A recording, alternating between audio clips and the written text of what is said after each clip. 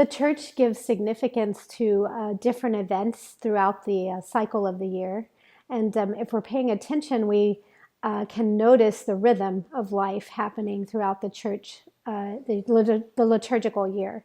So Advent really, the beginning of Advent, the first Sunday of Advent, is the new year for the church. So we begin a new cycle, a new year. We'll change the readings that we've been having. So we've been reflecting all this past year since last Advent on the Gospel of St. Matthew. And now we will be moving to the Gospel of St. Mark.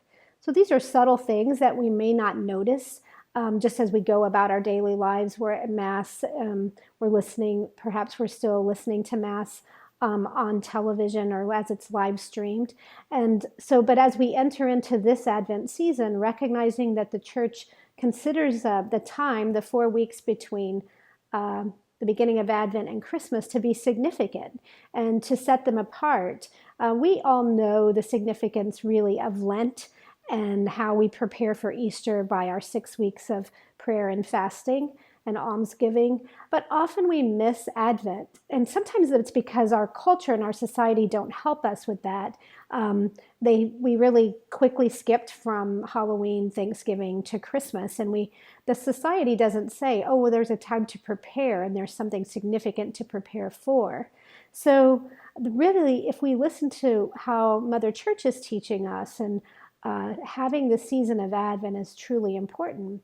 Just as with Lent, the color for the season of Advent is purple, and that is a color of penance. And so rarely does anyone practice, say, giving up something for Advent. But I know in my own home and as I was growing up, there were certain things that my mom did. They were small, they were subtle, but they made a difference in me remembering, oh, it's Advent. No, we can't put up the manger yet. We have our Advent candle. I had 4 older brothers and 2 younger brothers. So I was always the lucky one who got to light the pink candle. And even knowing the significance of the pink candle, like that, that meant we were almost ready for Christmas, right? It was very close. So I would encourage you in your homes and with your family that you can do things that are subtle, but because we're body, soul people, they're very important. And the church recognizes this as well. So because we have a soul that's an immortal soul, it's destined for eternity, but it lives within this body, which is very concrete and tied to this world. So it's important that we kind of marry the two things so that we can lift our hearts and our minds and our souls to God. We have to do some really concrete things to remind ourselves. And that's things like the color of purple, simply the songs we sing during Advent are different, that these seasons of the year have a rhythm to them and they're important. So with Advent, we can do things in our homes. We can make it perhaps just a place that's set apart, a little prayer place. You could have that always, but then you have it ready for Advent. Perhaps you do put up your nativity, your manger, but you don't have baby Jesus be there. Perhaps you could have for the children a place where you have some straw that you've made or that you've bought, and you can, every time you do something, make a sacrifice for baby Jesus or do something good for baby Jesus for your family, or you can place a straw in the manger, and then that way baby Jesus is warmer. These are very concrete things children could learn.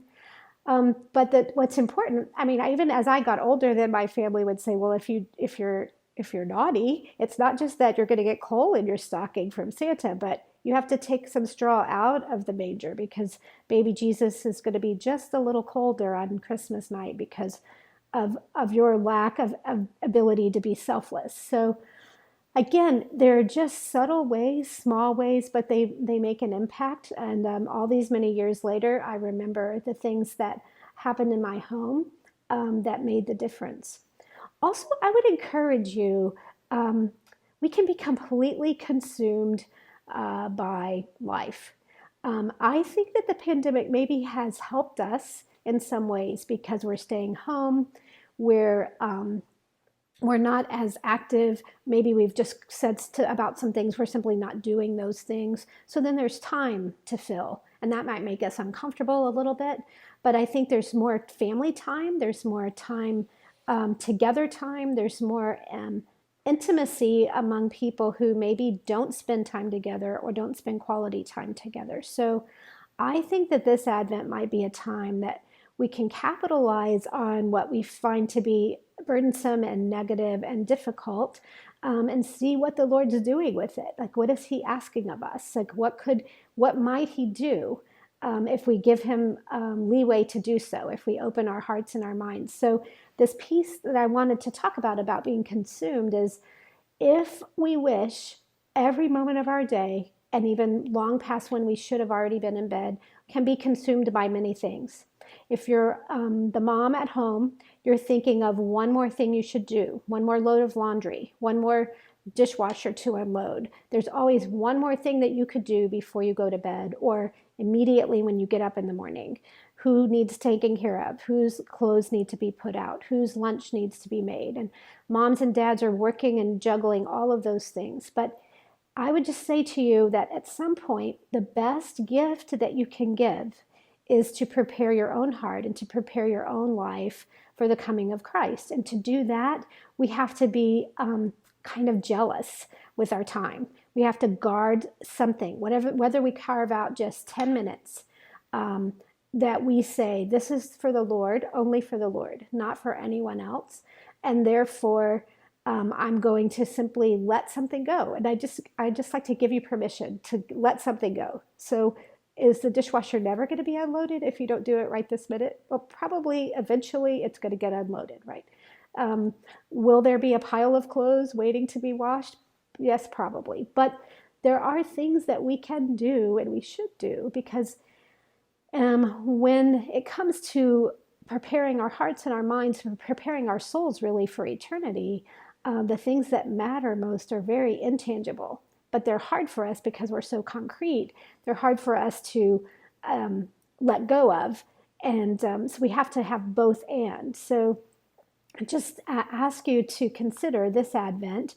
Maybe, there's nothing to give up or sacrifice, maybe like you would in Lent, but you could say, I'm going to commit some time to preparing my heart and my soul for the coming of Christ, so that the greatest gift you'll have to give the people in your family and in your home at Christmas will be that you know Jesus a little more, that you're closer, that your love is deeper, and your peace more profound. So let's try together. God bless you.